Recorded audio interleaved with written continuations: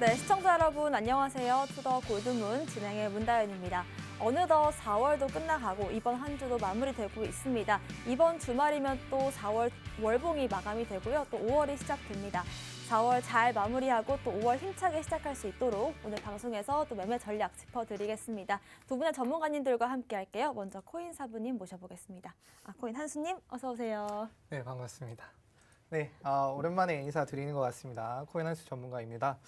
아무래도 일단 시장이 지속적으로 거의 한 2주, 3주 정도 재미없는 시장이 계속 흘러가고 있는데 이 시기 자체가 또 어쩌면 애매하게 그런 이제 기업들의 실적 발표 시기와 겹쳐지다 보니까 더 변동성이 또 심해지고 사람들의 심리가 이렇게 해야 될지 말아야 될지 모르는 기간이 있었던 것 같아요. 그래서 사람들도 조금 오르면 팔고 조금 떨어지면 또 손절하고 이런 반복되는 시장을 이어가다 보니까 상승해야 된다라는 거는 적어도 이 차츰차츰 쌓아가면서 상승을 해야 되는데 지금 투자 심리 자체가 그렇지 못하고 오르면 팔고 떨어지면 또 팔고 이런 식으로 왔다 갔다를 계속 반복하고 있는 것 같아요. 이런 시장일수록 저는 다른 분들한테 이렇게 말씀을 드립니다. 일단 기업 실적 일시적이다. 근데 그거에 너무 휘둘리지 말자. 그리고 금리 인상 어차피 저희가 어떻게 할 수도 없고 우리가 예상했던 부분인데 이거 가지고 저희가 흔들릴 필요가 없다라고 말씀을 드릴 수 있거든요. 그렇기 때문에 앞으로의 시장도 뭐 악재나 호재나 뭐 있겠지만 그런 거 가지고 너무 연연하지 마시고 어차피 시장은 우상향할 것 같다라고 말씀을 드리도록 하겠습니다. 네, 지금 어려운 시장이 좀 이어지고 있는데 이런 상황에서 우리가 마인드 세팅을 어떻게 하면 좋을지에 대한 의견 주신 것 같습니다. 코인 트레이너님 모셔볼게요. 어서 오세요. 네, 안녕하세요. 코인 트레이너 전문가입니다. 이제 어제에 이어서 오늘도 이렇게 인사를 드리게 되었는데 이제 어제 다행히도 이제 나스닥이 좀 반등을 해주면서 비트코인도 소폭 반등을 해주는 이런 모습을 보여줬습니다. 나스닥에는 어제 이제 애플 실적 발표와 어제 1분기 미국 GDP 이제 성장률 발표가 있었죠. 여기에 있어서 기존과 조금 다르게 기존 예상보다 굉장히 안 좋게 나왔지만 연준이 여기에 있어서 조금 우리가 매파적인 성격이 조금 줄어들 거다라는 시장 기대감으로 인해서 많이 가격이 조금 올라가 있는 이런 상태입니다.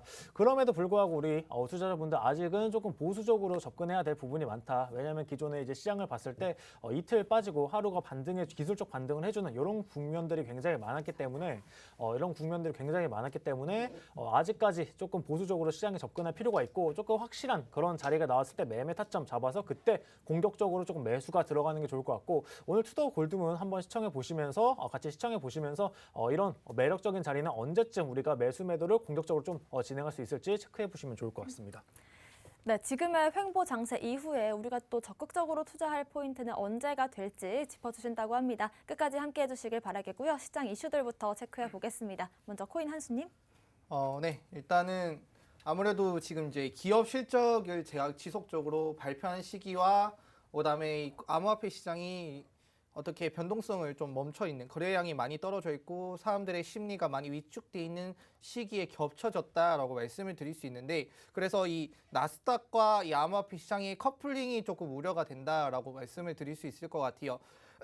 일단 이 애플부터 조금 앞에 말씀해 주신 것처럼 애플이 1분기 매출이 123조 원으로 매출하면서 순이익도 좋았고 그다음에 최고치를 나타내면서 좋은 모습을 보여줬는데 이후에 2분기 공급망 차질이 생길 것 같다. 매출액이 40억에서 80억 달러 정도 규모가 타격을 받을 것 같다라는 얘기가 나오면서 또 장외에서 애플의 주가가 떨어지는 모습을 확인할 수 있었거든요. 이 모습을 보면서 아무래도 이제 2분기를 많이 걱정을 하실 것 같아요. 지금 이제 중국, 베이징이나 상하이 같은 곳에서 이 코로나 때문에 이 봉쇄 정책을 이루어가고 있는데 이 봉쇄 정책 자체가 우리들에게 좀 영향을 줄 것이다. 그다음에 기업들의 이 실적에 영향을 줄 것이다라는 걸 좀 이 기업들은 미리 예측을 하고 2분기 예측 실적을 얘기할 때 낮게 얘기하는 경우가 있습니다.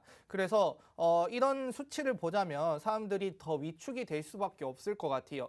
지금 이렇게 1분기에 실적이 좋았는데도 불구하고 이런 악재들이 있으니까 이게 영향을 주면 2분기에 매출이 떨어진다. 그럼 주가도 떨어진다라는 그런 자연스러운 법칙이 있잖아요. 그럼 사람들이 어떻게 할 것이냐. 그렇다면 여러분들 같아도 애플을 매수를 잘 안 하시겠죠. 왜냐하면 2분기에 실적이 안 좋게 나올 건데 내가 애플을 왜 사? 라는 그런 이제 소극적인 마인드로 돌아설 가능성이 높단 말이죠.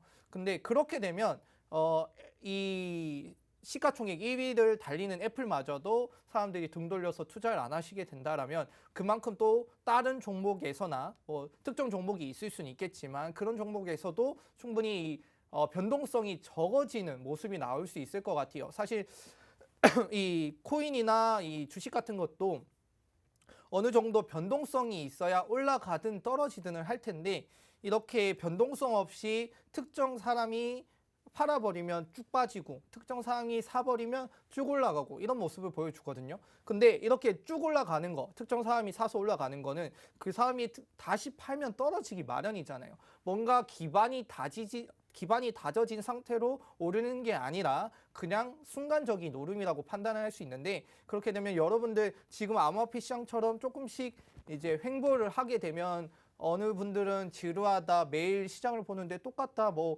달라지는 게 없다, 특정 코인들만 달려가는데 그렇다고 해서 그 특정 코인들을 내가 달리는 걸 타기에는 또 리스크가 있고 안 타기에 내 코인들은 멈춰 있고 이런 상황이 이어지다 보면 뭐 주식이든 암호화폐든 어느 정도 이제 투자 심리가 계속 위축이 되고 이걸 해야 되나 말아야 되나라는 지경까지 이를 수 있거든요. 그 부분들이 이제 나오지 않을까. 이 나스닥과 이 암호화폐 시장이 좀 이렇게 커플링이 되면서 뭐 이전부터 커플링은 지속이 되었었지만 그 부분들이 지속이 되면서 여러분들의 투자 심리를 좀 위축시키지 않을까라는 좀 그런 걱정을 했었고 근데 이 부분에 대해서 간단히 더 좀 추가적으로 말씀을 드리자면 저는 이제 그랬던 것 같아요. 암호화폐 시장이 처음에 발전을 했을 때 여러분들 암호화폐 시장이 뭐 실적이 있나요? 그다음에 기술 발전이 제대로 이루어졌나요? 그런 거 아니죠. 그거에 대한 기대감으로 저희가 가격이 올라왔었죠.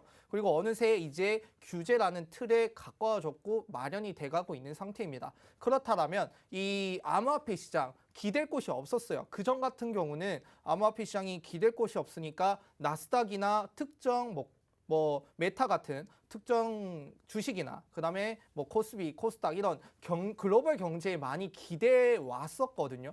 근데 생각을 해보면 암호화폐 시장이 어느 정도 자리를 잡아가고 규제 안에서 활약을 하게 된다라면 굳이 이 기대해왔던 나스닥이나 글로벌 경제에 이 내 몸을 이렇게 기댈 필요가 없어지는 그 기회가 오고 있을 것 같습니다. 저는 그렇게 생각을 하기 때문에 지금 당장 저희가 신경 쓰는 뭐 금리 인상, 그 다음에 이런 실적 이런 거 신경을 쓸 텐데 나중에 이게 시간이 지나면 이 암호화폐 시장은 나스닥으로부터 조금 자유로워진 후에 개별적으로 가지 않을까. 그때는 실적이 아니라 단순히 이 코인의 그 유용성, 그 다음에 플랫폼의 사용성 이거로 가격이 매겨질 건데 그때까지만 조금 더 참으시면 지금 이렇게 뭐 금리 인상하는데 금리 인상하면 기업 실적 떨어지고 기업 실적 떨어지면 나스닥 떨어지고 나스닥 떨어지니까 암호화폐 떨어지고 이런 자연스러운 법칙이 이어지고 있는데 이게 언젠가는 깨질 거라고 좀 말씀을 드릴 수 있을 것 같아요. 그러니까 지금 당장은 조금 힘드시더라도 조금만 더 잘 버텨보자 라고 말씀을 드릴 수 있고 앞에 제가 뭐 메타라는 걸 또 말씀을 드렸잖아요. 이 메타버스 사업이 지금 최근에도 뭐 한 3조 원 정도 적자가 나오고 있어요. 아무래도 이 메타버스가 그전 분기에 실적이 나빴을 때 하락했던 모습이 있었잖아요. 그래서 지금 이 메타가 최근에는 뭐 사용자 수가 늘면서 주가가 좀 올라가는 모습을 보여줬는데 그거 말고도 이 메타버스는 이제 리얼리티 탭스라는 사업부에 더 많은 투자를 하면서 그래도 이 메타버스가 답이다라는 모습을 좀 이렇게 표현을 하고 있거든요. 그래서 메타가 이런 적자에 의해서도 리얼리티 탭스를 포기하지 않고 더 크게 나아가겠다. 그래서 이전에 없던 무언가를 개발하는 데 많은 비용이 든다라는 것은 이 페이스북 CEO도 알고 있다라고 해요. 그래서 뭐 컴퓨팅, 그다음에 사회적 연결을 위해서 새로운 패러다임을 만드는데 이런 비용을 드는 거는 적게 드는 비용이다. 그만큼 메타버스의 경제는 더 성장할 것이고 거기로부터 더 많은 수익을 얻을 수 있다. 그리고 이 리얼리티 탭스가 지금 최근에 적자를 내고 있지만 점점 매출이 증가하고 있다라고 해요. 그래서 시장의 기대치 이상의 모습을 보여주면서 좀 향후 좋은 잠재력을 좀 선보이고 있으니까 이게 다소 지금 시간이 금뜨게 느리게 가지만 결과적으로는 이 좋은 모습, 그리고 메타가 잘 되면 또 그 메타버스를 관장하는 관련돼 있는 기업들도 다 좋게 나올 테니까 암호화폐에 또 호재로 작용하지 않을까라고 말씀을 드릴 수 있을 것 같습니다. 네, 일단은 지속적으로 비트코인 가격 자체가 나스닥과 커플링 되고 있는데 일단 단기적으로 봤을 때는 이게 또 투심을 약화시키는 계기가 될 수 있다는 점 체크를 해보시고요. 또 메타의 실적 발표가 있었는데 일단 메타버스 사업 쪽에서는 3조 원 적자가 있었습니다. 하지만 또 향후 꾸준히 사업을 넓혀 나갈 것이다라고 밝히기도 했고 오히려 이 메타버스 사업 쪽에서 이 적자를 메꾸기 위해서 뭔가 또 변화를 꾀하지 않을까 이런 움직임을 기대해보면 좋을 것 같습니다. 코인 트레이너님의 악재 살펴볼게요. 네, 제가 준비한 이제 오늘 악재는 미국 GDP 어제 이제 발표가 되었죠. 1분기 성장률 관련한 이제 이슈입니다.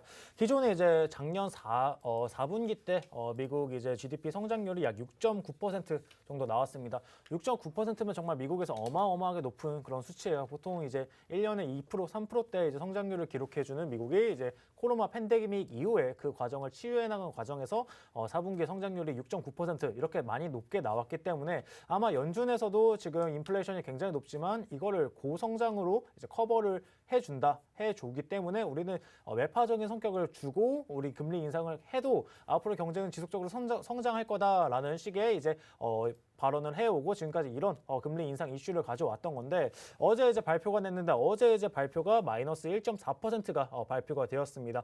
플러스도 아니고 마이너스예요. 성장이 후퇴하고 있다는 그런 발표입니다. 기존의 컨센서스 같은 경우에는 1.1% 정도 이제 성장을 할 거다라고 예측치가 나왔었는데 예측치를 완전 뒤엎어버리는 마이너스 1.4%가 나오면서 기존에 이제 연준에서 금리 인상을 강하게 하려고 했는데 여기에 있어서 금리 인상을 앞으로 강하게 하지 못하겠구나라는 식의 기대감을 표출을 내면서 어제 또 애플 실적 아까 코인 선수님 말씀해주신 이제 애플 실적 굉장히 좋게 나왔죠. 좋게 나오면서 같이 나스닥에 이제 반등해주는 이런 모습이 나왔고 나스닥 반등까지는 아니지만 어제 같은 경우는 나스닥 상승분에 비해서 이제 비트코인 같은 경우는 조금 소폭 상승해주는 이런 모습을 보여줬지만 한편으로는 조금 이 금리 인상, 제가 어제 말씀드린 이제 5가지 악재 중에 하나인 이제 인플레이션과 금리 인상 요 이슈에 있어서 하나씩 조금 해소를 해 나가는 이런 모습을 조금 보여주고 있습니다. 아무래도 지금 마이너스 성장이기 때문에 마이너스 성장인데 금리를 올린다 그러면 이제 회사 같은 경우는 자금을 조달하는 부분에 있어가지고 굉장히 많이 타격을 받게 됩니다. 타격을 받게 되면은 투자는 앞으로 더 줄어들게 되고 금리를 올렸을 때 투자는 더 줄어들게 되고 지금 또 재밌는 게 보시면 지금 주목해야 될 게 환율입니다. 오늘 기준으로 1273원 정도 이제 1270원 정도의 환율을 지금 보여주고 있어요. 어제 최고치가 1274원까지 이제 올라갔습니다. 어제 이제 장 초반에 코스피 장이죠. 코스피 장 초반에 1260원 정도 이제 환율이었는데 하루 만에 환율이 14원 이상 오르는 이런 효과를 발생했는데 아무래도 미국이 금리를 인상한다고 얘기를 하면서 미국으로 자금이 쏠리는 이런 모습이 일어났기 때문이 아닐까 싶은데 비단 이게 지금 우리나라의 문제뿐만 아니라 중국도 마찬가지입니다. 중국도 기존에 아마 네이버 들어가서 미국과 중국 환율 한번 체크해 보시면 미친 듯이 올라가고 있다는 거 체크하실 수 있어요. 엔화도 마찬가지입니다. 엔화 대비 달러 미친 듯이 올라가고 있습니다. 엔화 대비 달러도 마찬가지고 이머징 마켓이죠. 신흥국, 브라질 이런 국가들 마찬가지로 어마무지하게 달러가 브라질 리우화의 가격이 어마무지하게 떨어지고 있다는 거 아마 다들 확인하실 수 있습니다. 연준 입장에서는 지금 금리를 올려서 인플레이션 잡겠다라고 했는데 자기네들이 찍어놓은 돈, 기존에는 이머징 마켓에서 다 소화를 해줬기 때문에 돈을 계속해서 양적 완화를 해서 돈을 찍어내도 되는 이런 상황이었지만 지금 자기네들이 찍어놓은 돈이 다시 우리나라로 들어오는 그런 입장입니다. 다시 돈이 들어오면 어떻게 돼요? 물가가 더 올라가게 되는 이런 효과를 낳게 됩니다. 인플레이션을 잡으려고 했는데 금리를 올린다고 하니까 오히려 자금이 들어오면서 인플레이션이 더 심각해지는 이런 악순환의 고리를 지금 아마 파월 연준 의장은 많이 고민을 하고 있을 것으로 보입니다. 이런 고민에 있어서 지금 시장은 지금 이렇게 자금이 많이 들어오고 있기 때문에 인플레이션도 잡지 못하고 또 지금 막상 1분기 발표를 딱 나왔는데 마이너스 1.4% 저성장 이런 국면에 있어가지고 아마 파월 연준 의장은 강하게 기존처럼 뭐 이제 채권 매입 속도도 기존보다는 조금 느리게 할 것 같고 금리 인상도 기존은 뭐 0.75 뭐 이렇게 나왔는데 지금 0.75 이렇게 올리면은 더 많은 자금이 이제 미국으로 흘러 들어가거든요. 왜냐하면은 신흥국 대비해서 미국이 더 금리를 많이 준다. 여러분들은 어디 은행에 예치를 하시겠습니까? 당연히 미국 시장에 자금이 들어가게 되겠죠. 그렇게 될 시에는 신흥국들이 조금 많이 힘들어지게 됩니다. 근데 신흥국들이 힘들어지면 미국 입장에서 뭐 좋을 것 같은데 좋지 않아요. 왜냐? 자금이 이제 골고루 이제 흘러 들어가야 되고 아까 말씀드린 것처럼 인플레이션 이런 국면에 있어서도 미국은 이 문제를 해결해 나가야 되기 때문에 기존처럼 아주 강경하게 0.75% 빅스텝 이렇게 할 수는 없겠다라는 시장 기대감과 함께 지금 시장 반등해주고 있는 이런 모습이지만 제가 앞서 인사 때 말씀드린 것처럼 이거는 아직까지 이제 전망치고 막상 이제 5월 3일, 4일 이때 FOMC 회의가 있습니다. 그리고 아마 우리나라 기준으로 어린이날이죠. 어린이날 아마 많은 기사들이 쏟아져 나오면서 우리나라는 그날 장이 닫아져 있지만 미국은 그날 그냥 장이 열리는 그런 날이기 때문에 아마 그날을 기점으로 조금 반등을 보이거나 이 불확실성에 대한 해소 나오지 않을까 조금 기대를 해보고 있습니다. 네. 네, 일단은 어제 이제 미국의 1분기 GDP 발표가 있었는데요. 6분기 연속의 상승세를 멈추고 어제는 1.4% 후퇴를 하면서 역성장의 수치를 보여줬습니다. 이런 부분들이 또 한 번 시장의 부담으로 작용할 수 있다는 점 체크를 해보시면 좋을 것 같고 지금 또 현재 시각으로 기준으로 해서 비트코인 가격이 조금 빠지고 있는데 이런 상황에서 투심이 점점 약화가 되고 있다는 점 또 공포 탐욕 지수도 극단적 공포 상태를 지속하고 있다는 점 체크해보시면 좋을 것 같습니다. 오늘의 호재도 살펴보겠습니다. 코인 한수님. 오늘의 호재 같은 경우는 일단 최근에 많은 이제 투자 기관이나 그다음에 이 암호화폐를 좀 추종하는 사람들이 또 좋은 얘기를 조금씩 내놓고 있어요. 그래서 이 내용들을 조금 말씀을 드리려고 하는데 일단 기관 투자 80%가 암호화폐가 기존 투자 수단에 능가할 것이다라는 예상을 좀 해놨다라는 얘기가 있어요. 암호화폐 거래소 플랫폼인 이제 비트 스탬프의 조사에 따르면 기관 투자자의 80%가 암호화폐가 이제 전통 자산이죠. 전통적인 투자 수단을 능가할 것으로 보고 있다라는 얘기가 나오고 있습니다. 또 여기에 기관 투자가 70%가 암호화폐가 신뢰할 수 있는 투자라고 대답을 했고요. 그리고 68%는 투자 전략상 적극적인 투자를 권유드린다라는 얘기를 했습니다. 자, 이 비트 스탬프는 전 세계 23개국에서 총 28,563명을 대상으로 조사를 진행을 했고요. 이 중 기관 투자 전략 결정권자가 5,450명인데 이분들 중에서 한 88%가 앞으로는 이 암호화폐가 10년 내에 주류로 채택될 것이다라는 그런 얘기를 해놨고요. 그리고 이 기관 투자자의 80%가 또 전통적인 투자 수단을 능가할 것이고 일반 투자자들보다 더 긍정적으로 기관 투자자들이 더 긍정적으로 내다보고 있는 모습을 좀 볼 수 있을 것 같아요. 그리고 이제 남아있는 이제 비트코인 현물 ETF죠. 요게 아무래도 중요한 기점으로 기관 투자자들이 들어오는 그런 시작점이 되지 않을까라고 좀 내다보고 있는 것 같아요.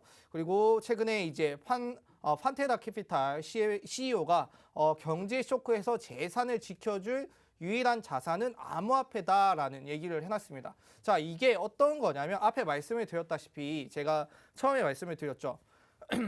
금리 인상, 뭐 기업 실적, 그다음에 기업 실적이 떨어지겠고 기업 실적이 떨어지면 뭐 나스닥이 또 떨어지고 이게 사실 크게 연관이 없어요. 이 나스닥과 암호화폐는 크게 연관이 없습니다. 실제로 따져보면 그냥 암호화폐가 기댈 곳이 없으니까 이걸 판단할 척도가 없으니까 나스닥에 기대어 있는 건데 사실 서로 둘 간의 연관성은 많이 떨어진다라고 보는 게 맞겠죠. 그래서 그 부분들을 좀 많이 모르시는 분들이 있어요. 생각을 해보면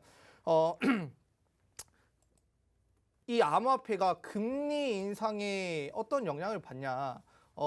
기업 실적이 나오는 것도 아니고 뭐 제품을 만드는 것도 아니고 그냥 그 가상 안에서 자기들만의 그런 플랫폼을 만들고 소스를 만드는데 이게 이제 기업 실적과는 전혀 좀 최대한 많이 동떨어져 있고 금리 인상과는 그나마 좀 떨어져 있다. 물론 투자 심리 위축을 이끌어낼 수는 있겠지만 그거 가지고 이렇게 연관성이 이어지는 거는 좀 옳지 않다라는 걸 좀 알아두실 필요가 있는 것 같아요. 그래서 이분도 이 암호화폐 시장이 금리와 비트코인이 무관하다라는 사실을 좀 파악하기 시작하고 궁극적으로 이 주식시장과 이 암호화폐 시장이 좀 분리됐으면 한다라는 얘기가 나오고 있어요.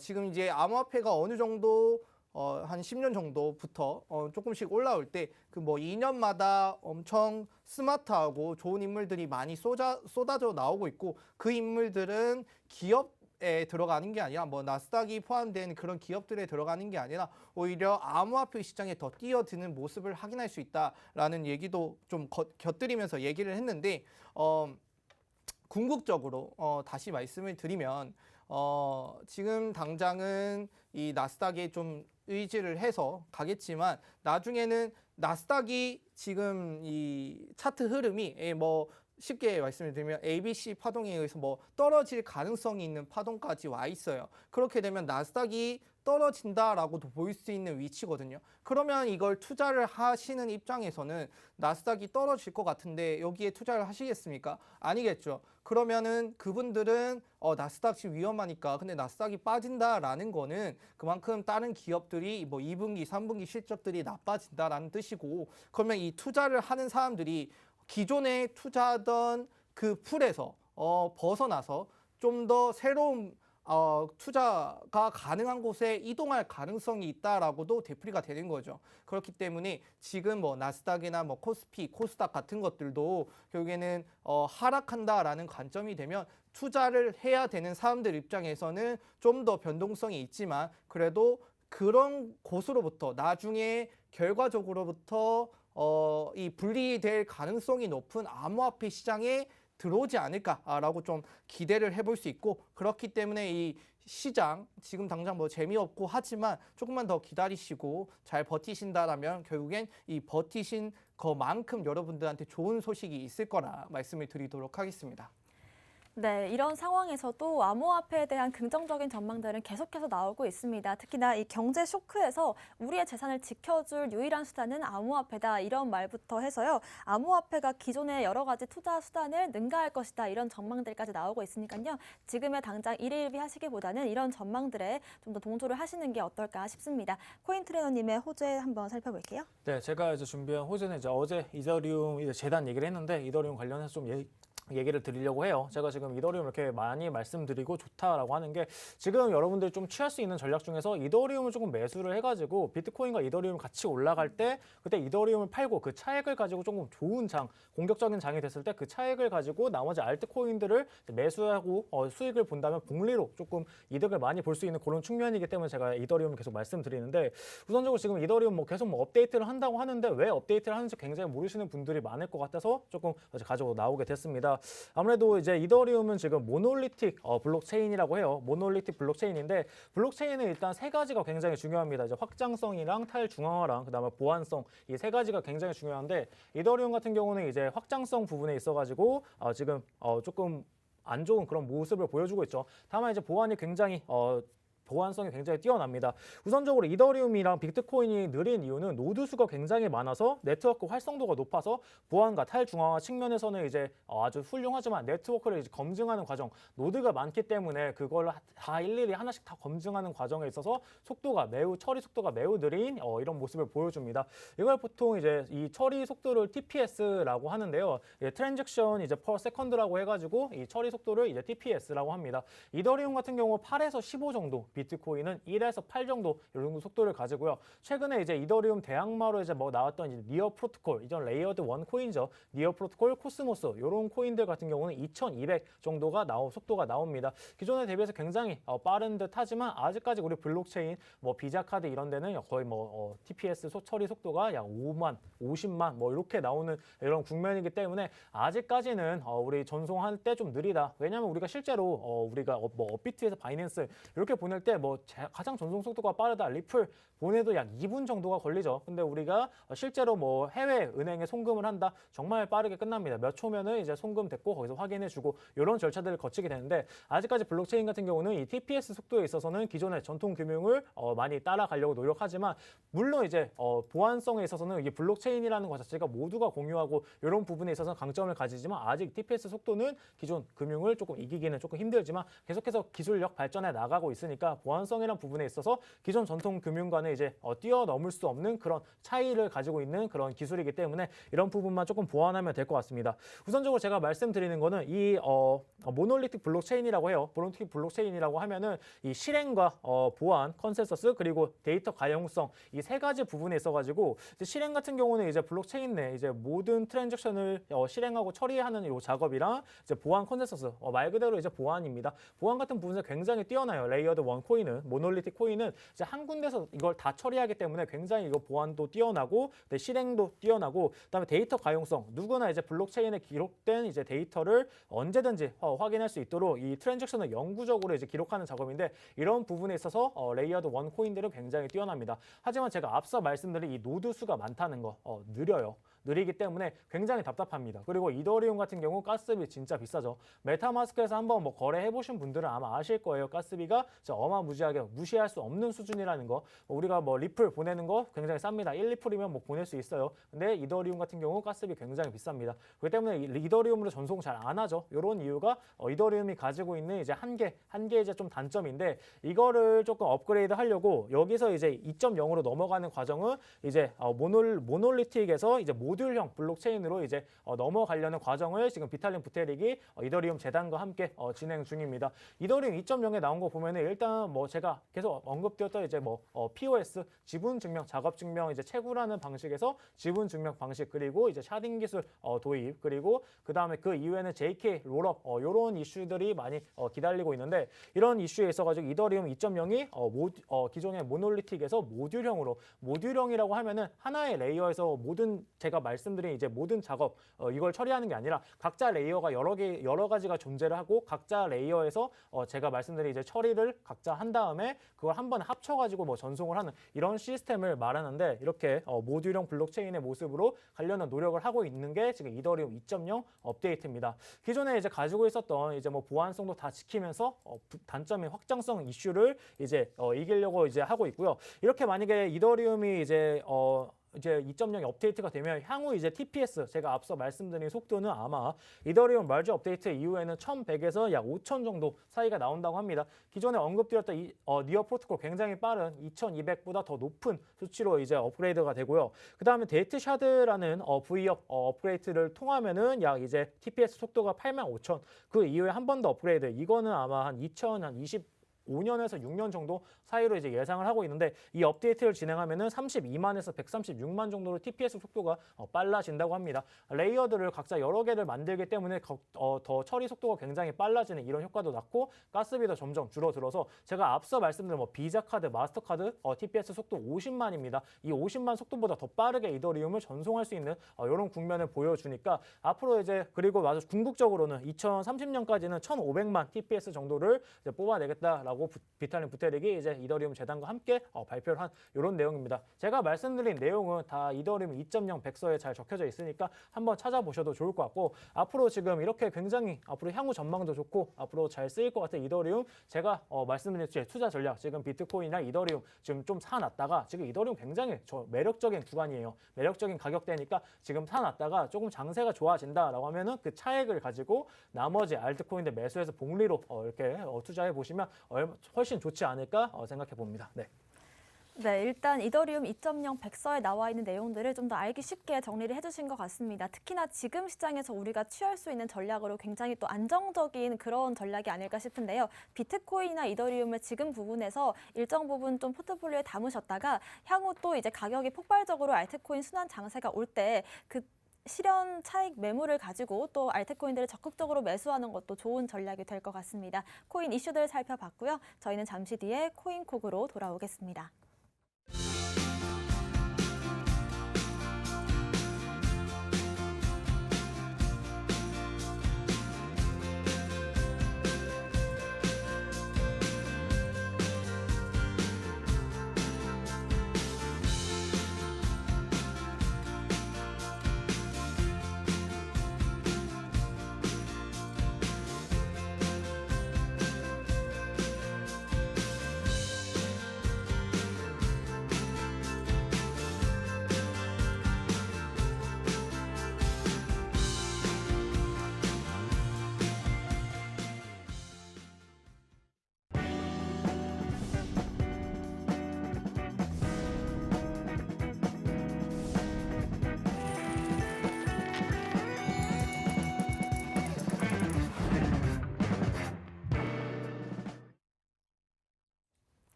네, 코인콕 특징주 분석 시간입니다. 특징적인 이슈와 흐름들 보여주고 있는 코인들 분석해 보겠습니다. 먼저 코인 한수님의 특징 코인부터 살펴보겠습니다. 네, 오늘 제가 들고 온 코인은 일단 특징주로 에이브 들고 왔습니다. 최근에 이제 트위터 가지고 여러 가지 이슈가 많았었잖아요. 일론 머스크가 트위터를 뭐 산다 만다. 그리고 지금 트위터는 나스닥에서 지금 거래 정지가 되어 있는 상태고, 그다음에 이제 상패라고 하죠. 이제 비상장한다라고 하는 얘기가 나오면서 여러 가지 좀 에피소드가 있었는데, 최근에 이 에이브 창업자가 트위터 임시 CEO를 맡는다라는 농담을 했다가 사람들이 그 농담한 거를 퍼나르면서 좀 이슈가 됐던 것 같아요. 그래서 트위터로부터 차단을 당하는 그런 상황이 있었다라고 합니다. 그래서 이제 농담으로 던졌지만 하필 그때가 이 트위터랑 일론 머스크가 인수가 한다 만다 약간 그런 좀 민감한 이야기가 나올 때이다 보니까 그런 얘기를 함으로써 또 차단을 당했다라는 에피소드가 있었던 것 같아요. 일단은 바로 차트를 통해서 한번 말씀드리도록 할게요. 현재 에이브 같은 경우는 20만 8,800원 정도 가격을 유지하고 있습니다. 뭐 이렇게 말씀을 드리면 가격 방어가 저는 좀 상대적으로 좀 잘 되어 있는 모습이 아닐까라고 좀 그런 말씀을 드릴 수 있는 코인인데, 그래서 이 코인은 좀 믿고 가시면 좀 좋을 것 같다라고 말씀을 먼저 드리고, 자, 이 에이브를 어떻게 접근을 해야 되는지 좀 차트를 통해서 말씀을 드릴게요. 자, 일단은 이 윗꼬리 같은 경우는 이거는 이제 업비트에만 있는 윗꼬리라서 요거는 좀 무시를 하도록 하고, 요거는 바이낸스에는 없더라고요. 그래서 바이낸스에 어느 정도 가격대가 부합하는 라인을 기점으로 제가 이제 피보나치를 한번 그어봤는데, 피보나치 구간이 현재 0.236 라인 22만 4천 원 정도를 뚫어주는 게 좀 좋아 보인다라고 말씀을 드릴 수 있을 것 같아요. 어제도 시도를 했었는데 못 뚫었고, 그 적게는 0.382 라인을 한번 도전을 했었는데 못 뚫고 내려오는 모습을 보여줬습니다. 뭐 이렇게 급등하는, 그냥 윗꼬리를 많이 달고 있기 때문에 단기적으로 접근하시기에도 좋아 보이고요. 만약에 지금 시장이 애매하다 그러면 어떻게 접근을 해야 되냐면, 앞에 말씀드린 것처럼 지금 피보나치 기준인 0.236 라인 22만 4천 원을 좀 뚫어준다라면, 다시 한번 뚫어준다라면 매수가 가능하고, 혹시나 내가 지금부터 우상향할 거라는 그런 좀 마인드를 가지고 있고, 그 다음에 그런 믿음을 가지고 있다라면 사실 충분히 저점이라고 생각을 해요. 근데 그 저점이지만 지금 제가 보이는 엔벨로프 지표에서 20일 이동평균선을 좀 뚫어주는 가격이 그래도 최저점에서 혹시나 더 높은 수익을 낼 수 있는 구간이 되지 않을까라고 말씀을 드릴 수 있을 것 같거든요. 그래서 20일 이동평균선을 뚫어주는 가격 21만 5천 원 정도를 뚫어준다라면 도전해 볼 만하다. 다만 오늘 이 가격이 좀 이렇게 흐지부지 지나가서 내일이나 모레가 됐을 때 가격 변동이 있을 거잖아요. 그것도 쉽게 말씀을 드리면 20일 이동 평균선을 기점으로 이 선을 뚫려만을 기준으로 해서 매수를 하시면 되거든요. 그래서 여러분들도 이렇게 추후에 변경된 가격도 쉽게 찾아볼 수 있는 가격이 있다라고 말씀을 드리고, 만약에 이렇게 들어갔다라면 지금 추세 자체가 아무래도 조금만 수익만 봐도 빼는 추세를 보여주고 있어요. 그렇다면 내가 샀을 때 나는 팔지 못하고 다른 사람들이 팔아버리면 저도 이제 또 기다려야 되는 입장이 있을 수 있어서 그렇게 높이는 잡지 않도록 하겠습니다. 그래서 일단은 기본적인 가격은 21만 5천 원에 좀 과감하게 매수를 들어가신다라면 이 엔벨로프 상단인 23만 6천 원 정도겠네요. 23만 6천 원 정도까지 한번 볼 수 있을 것 같고, 이거는 이제 엔벨로프 상단이 이렇다는 거고, 만약에 볼린저 밴드로 바뀌면 진짜 볼린저 밴드 그 전에 제가 한번 말씀을 드렸던 것 같아요. 밴드의 습성을 다시 한번 좀 볼 텐데, 밴드가 커졌다가 지금 좁아진 상태잖아요. 이 좁아진 상태가 좀 지속되다가 이어지면 다시 넓어지는 형태가 올 수가 있어요. 그때 물론 이 캔들의 위치가 20일 이동 평균선을 가지고 아래에 있냐 위에 있냐에 따라 좀 이 높아지는 떨어지는 폭을 알 수 있겠지만, 지금은 당장은 좀 애매한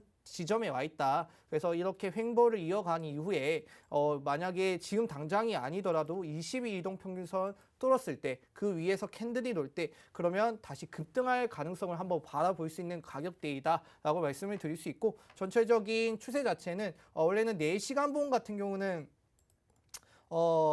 상승 다이버전스가 원래는 좀 이어지고 있었는데 이게 조금 깨진 모습을 보이고 있어요. 다만 이 MACD 같은 경우는 지금 추세가 나쁠지 좋을지를 좀 고민하고 있는 자리이다. 그래서 제가 말씀드린 가격이 좀 어느 정도 넘어져야 추세가 또 방향성이 조금 꺾여서 좋은 모습을 이끌어갈 수 있는 방향성을 제시할 수 있는 가격이다라고 말씀을 드리면서 마무리하도록 하겠습니다. 네, 일단은 에이브 같은 경우에는 최근 또 트위터 관련한 이슈도 있었고요. 또 지금 현재 또 가격이 빠지고 있는 장세 속에서도 가격 방어 잘 해주고 있는 모습입니다. 차트 분석 참고하시길 바라겠습니다. 코인 트레이너님의 오늘의 특징 코인 살펴볼게요. 네, 제가 준비한 거 이제 뉴스하이퍼입니다. 많은 투자자분들 좀 속상하게 많이 만들었던 그런 종목이 아닐까 싶은데요. 한번 좀 차트를 보면서 같이 좀 얘기를 한번 나눠보도록 하겠습니다. 일단 뉴스하이퍼는 상장할 때부터 굉장히 많은 투자자분들을 울렸던 그런 종목이죠. 보시면 여기 상장 비밀 업비트에서 거의 뭐 한 9,000원? 제가 실제로 이거 뉴스하이퍼를 한 8,500원 정도에 가지고 계신 분도 봤는데 8,500원이면은 거의 앞으로 조금 오지 않을 수 있는 그런 가격대까지 좀 가지고 계신 분도 봤는데, 일단 뉴스하이퍼 일단 상장일부터 많은 투자자분들을 속상하게 만든 차트고요. 그다음 제가 지금 보여드리는 게 주봉입니다. 주봉상 흐름인데 여러분들이 이게 지금 딱 봐도 그냥 주봉상 흐름을 봐도 계속 쭉 내려가고 있는 이런 흐름을 조금 보여주고 있는 그런 차트죠. 뭐 바닥을 지지를 받고 반등을 해주거나 이런 모습 없이 그냥 쭉 내려가고 있는 그런 추세를 밟아주고 있는 그런 종목입니다. 마찬가지로 지금 뉴스하이퍼 같은 경우 또 많은 분들이 아실 텐데 위에 보시면 유의가 붙어 있어요. 유의가 붙어 있고, 그러니까 왜 유의가 붙어 있냐? 지금 보시면 밑에 여기 스레스 홀드라는 종목과 같은 종목입니다. 스레스 홀드 가격의 3.26. 왜냐하면 3.26개의 뉴스하이퍼를 이제 스왑을 해주는 그런 게 이제 업비트 공지 찾아보시면 있거든요. 있기 때문에 스레스 홀드의 가격에 3.26을 곱한 가격이 뉴스하이퍼 가격이 돼야 됩니다. 근데 어제 보시면 뉴스하이퍼 같은 경우 미친 듯한 피레침을 만들어주는 이런 모습이 나왔고, 여기 위에 아마 상단 부분 항상 투자하실 때 봐야 되는 게, 여기 위에 상단 부분 보시면 여기에 뭐 글로벌 시세와 몇 % 이상 가격 차이 발생이라는 게 항상 떠져 있습니다. 이거 항상 유의하셔야 되는데, 어제 보시면 뭐 글로벌 시세와 뭐 가격 차이 뭐 15% 30% 이상 발생 뭐 이런 게 떠져 있음에도 불구하고 막 매수에 들어가고 막 개미분들 갑자기 급등하니까 막 여기 타는 이런 모습이 보여졌는데, 아마 어제 들어가신 분들 거의 다 지금 뭐 여기 위에 또 계시겠죠. 뭐 500원 이상에는 다 물려 계실 것 같은데, 일단 지금 시장 보시면 뉴스하이퍼 이제 코인 마켓캡 들어가서 뉴스하이퍼 검색해 보시면 지금 거래 대금 92%가 이제 업비트에서만 일어나고 있습니다. 거의 뭐 업비트에서 세력이 지금 가지고 놀았다라고 봐도 무방한 그런 코인이고요. 스레스홀드도 이제 스레스홀드 가격이 이제 어제 오르면서 업비트에서 뉴스하이퍼 가지고 조금 장난을 많이 친 것 같은데, 스레스홀드 같은 경우도 업비트에서 거래 대금이 약 55% 정도 됩니다. 나머지 뭐 다른 거래소에도 골고루 이렇게 분배되어 있긴 하지만 업비트 거래대금이 완전히 높고 그다음 누사이퍼 같은 경우는 거의 대부분이 이제 업비트에서만 이뤄진 정말 이제 정말 이제 장난질을 많이 쳤다라고 봐도 무방할 만큼 그런 모습을 보여주고 있고요. 일단 5분 봉상 좀 흐름을 봤을 때 크게 봤을 때 지금 이제 이 부분은 오늘이고요. 어제 이제 큰 상승이 있었던 부분을 봤을 때 매도 물량이 어마무지하게 나왔습니다. 정말 처음에 매수세 강하게 매수세 나왔는데 지금 보시면은 수익 실현한 물량이 정말 많아요. 수익 실현한 물량이 정말 많습니다. 어제 아무래도 물려 계신 분들 이제 수익 실현 다 하고 나오신 걸로 보고 있고요. 지금 한번 큰 상승 있었는데 이게 거의 뭐 제가 앞서 말씀드린 가두리 펌핑이라는 거 이게 정말 정상적으로 스트레스 홀드 가격만큼 스트레스 홀드도 어제 약 8% 정도 이상 오르긴 했지만 8%만 올라야지 누사이퍼도 똑같이 이렇게 많이 급등을 해준다라는 건 좀 가격 차이가 말이 안 되고요. 어제 가격으로는 약 제가 이제 계산을 해보니까 433원 정도가 이제 적정 가격이었습니다. 스트레스 홀드 가격에 3.26을 곱한 가격이 433원 정도의 가격이었고 스트레스 홀드가 지금 좀 가격이 어제 그래도 좀 많이 올랐죠. 올랐음을 확인할 때 한 450원에서 한 70원 사이 거의 지금은 거의 맞춰진 이런 모습을 보여주고 있는데 어제 같은 경우 급등했을 때 가격을 체크를 해보면 어제만 500원, 600원 가까이 이렇게 올랐습니다. 기존 스트레스 홀드랑 똑같은 코인인데도 불구하고 100원 이상 가격이 올랐고 지금 세력이 거의 이제 매수매도 장단을 치고 있는 그런 모습을 확인해 봤을 때 이런 종목은 웬만하면 피하는 게 좋지 않나. 루사이퍼 같은 경우는 기존에도 위에 물린 매물이 굉장히 많습니다. 지금 차트 보시면은 크게 봐도 그 어떤 구간에서 매수했어도 지금 굉장히 물린 구간이고 지금 보시면 이평선도 역배열로 지금 쭉 하락하고 있는 패널의 모습을 그려주고 있습니다. 중간에 뭐 지지를 받았던 구간이라고 봤을 때 지지를 받았던 구간이 뭐 500원 구간인데 다 깨고 지금 뭐 바닥까지 지금 내려온 지금 신저점을 계속 갱신하고 있는 이런 모습을 봤을 때 일단 추세는 좋지 않다라고 말씀드리도록 하겠습니다. 그리고 이런 종목 항상 들어가실 때 굉장히 조심해서 들어가시는 게 좋을 것 같습니다. 네. 네, 누사이퍼 코인 각별한 주의가 필요해 보이는 코인입니다. 오늘의 공략 코인들도 바로 살펴보겠습니다. 코인 한수님. 네, 오늘의 공략 코인 같은 경우는 일단 제가 가스를 준비를 했었는데요. 일단 준비를 할 때는 시장이 조금 괜찮았었는데 좀 저희가 방송을 오고 이제 진행을 하다 보니까 시장이 조금씩 빠지고 있어요. 그래서 일단 뭐 매수가는 제가 뭐 얼마 이상에서 접근하라는 걸 좀 말씀을 드릴 텐데 그 부분은 지금 바로 보도록 할게요. 일단 가스 현재 5,775원 온톨로지 가스 아닙니다. 그냥 가스입니다. 이 가격을 좀 유지를 하고 있는데 차트를 좀 확대해서 보시면 이제 지금 엔빌로프 지표를 아까 AV에서 사용했던 것처럼 여기서도 좀 사용을 할까 하고 있어요. 그렇게 되면 현재 이 엔빌로프 21일 이동 평균선을 가지고 밑에 하단에 위치해 있는 모습을 확인할 수 있거든요.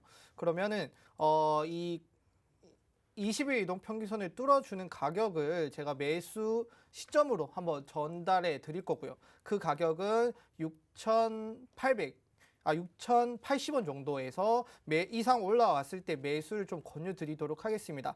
그렇게 되면 이제 엔빌로프 상단까지 6,700원까지 한번 볼 수 있는 가격인 것 같고요. 그다음에 손절가는 이 최근에 저점이었던 가격이죠. 5,600원을 손절가를 잡고 말씀을 드릴 텐데 아까 제가 이 가스를 준비하면서 4시간 봉으로 봤을 때 지금 일봉이지만 4시간 봉으로 한번 보도록 할게요. 자, 4시간 봉으로 봤을 때는 지금 밑에 RSI를 확인할 수 있습니다. 뭐 지금도 RSI가 뭐 어떻게 보면 좀 더 깔끔하게 이어질 수 있었겠지만은 조금 살짝 깨지는 모습 그리고 좀 더 길어진 모습을 확인할 수 있어요. 자, 여기 4월 25일부터 시작된 상승 다이버전스가 조금씩 이어져 오다가 오늘까지도 좀 좋은 모습을 확인할 수 있었는데 이거는 이제 4시간 봉이 끝나봐야 이 RSI 같은 경우는 정확히 지표가 나오기 때문에 조금만 가격 상승이 와서 이루어진다라면 상승 다이버전스가 여전히 유지가 된다. 다만 여기서 지금 이 상태로 마무리를 하더라도 좀 길게 봤을 때는 상승 다이버전스가 깨진 것이 아니기 때문에 장기적으로 봤을 때는 좋은 모습을 이어갈 것이다. 다만 지금 이게 4시간 봉이기 때문에 이 RSI가 하나하나 만드는데 4시간이 걸린다라는 뜻이잖아요. 그래서 여기서부터 여기까지가 적어도 한 이틀 정도 걸렸거든요. 그래서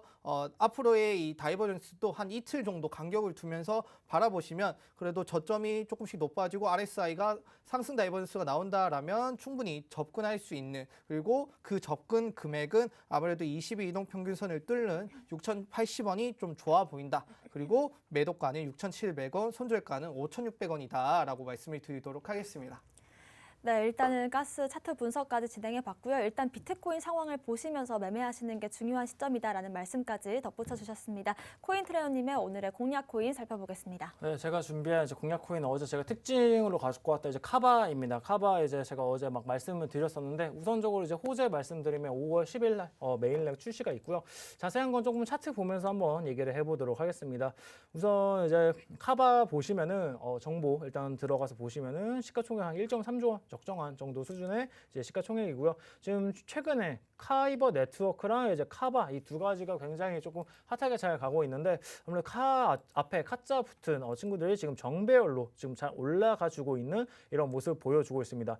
일단 항상 말씀드리지만 올라가고 있는 이런 코인에 항상 타야 된다라고 제가 말씀드리고요. 지금 올라가는데 이 추세선 중간 라인이죠. 중간 라인 이상으로 지금 뚫고 올라가 주고 있습니다. 잘 올라가 주고 있는 이런 모습 그려주고 있고요. 제가 항상 말씀드리는 이 중간 추세선 라인 이상이면 정말 매수세가 강하게 들어오고 있다라고 말씀드렸는데 지금 정말 강하게 들어오고 있고 지금 아까 제가 오전에 준비할 때는 지금 비트코인 상황이 그렇게 나쁘지 않아서 지금 괜찮았는데 지금 비트코인이 조금 눌리면서 지금 카바도 같이 살짝 눌려주는 그런 모습을 그려주고 있습니다. 근데 지금 카바 같은 경우는 카이버 네트워크 같은 경우는 이제 기존에 보시면 전고점을 뚫고 그 밑에 매물대가 없어가지고 어디까지 가고 갑자기 떨어져도 이상하지 않을, 왜냐하면 전고점을 뚫었다는 것 자체는 이제 어디까지 올라갈지는 이제 세력의 마음이기 때문에 그런 부분에 있어서 굉장히 매도 타점을 잡기 힘든데 우리 카바 같은 경우는 지금 보시면은 딱 안정적인 매물대 상단 안으로 지금 들어온 이런 모습이 보여지고 있습니다.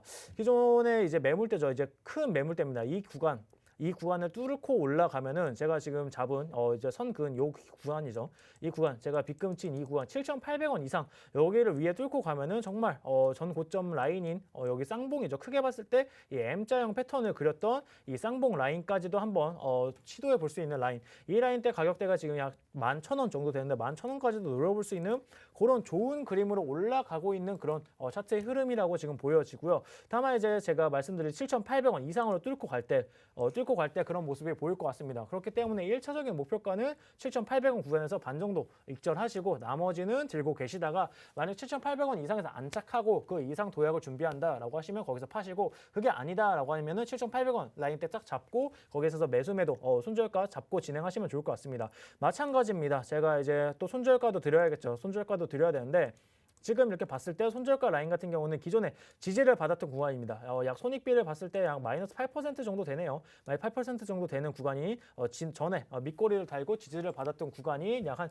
6,400원 구간까지 조금 잡고 가보도록 하겠습니다. 6,400원 조금 여유 있게 좀 장세가 안 좋으니까 조금만 크게 6,400원까지 조금 한 8% 정도 보고 가면 좋을 것 같고, 지금 이제 4시간 봉으로 일단 딱 봤을 때 지금 보시면은 추세 라인 안 깨고 지금 잘 올라가 주고 있어요. 마찬가지입니다. 지금 이제 고점 계속 높아져 가고 있는데 RSI 고점도 계속 높아져 가고 있습니다. 만약 고점이 높아져 가는데 RSI 고점이 뭐 떨어진다 그러면 하락 다이버전스, 더 이상 이제 매수세가 들어오지 않고 매도세가 더 강하기 때문에 그런 모습이 잘 나타나고, 제가 말씀드리지만 보통 이제 이 쌍봉이죠. 쌍봉에서 RSI가 이제 여기서 이렇게 떨어진다라고 하면은 고점을 이렇게 올라가는데 RSI 고점은 떨어지는 이런 모습이 나오면 이제 보통 여기서는 정리를 하시는 게 맞습니다.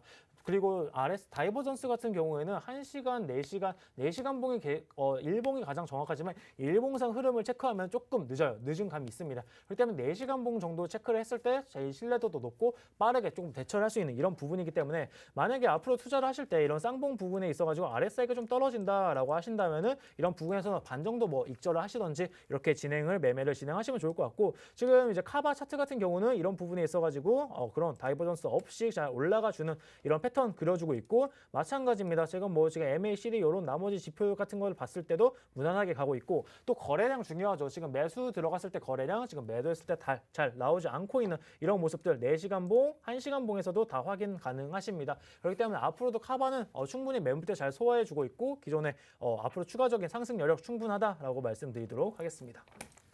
네, 코인 트레이너님의 오늘의 공략 코인까지 살펴봤고요. 지금의 이 횡보장 속에서도 지지와 저항은 있고 또 수익을 낼 수 있는 방법도 있습니다. 특히나 이 주말 사이가 월봉이 마감되고 또 시작이 되는 날인 만큼 또 매매 전략, 투자 전략 잘 잡아가시는 게 좋을 것 같은데요. 잠시 뒤 오후 1시 반부터 여러분들과 함께 소통하는 시간 가져보겠습니다. 함께 하실 수 있는 방법 안내해 드리겠습니다.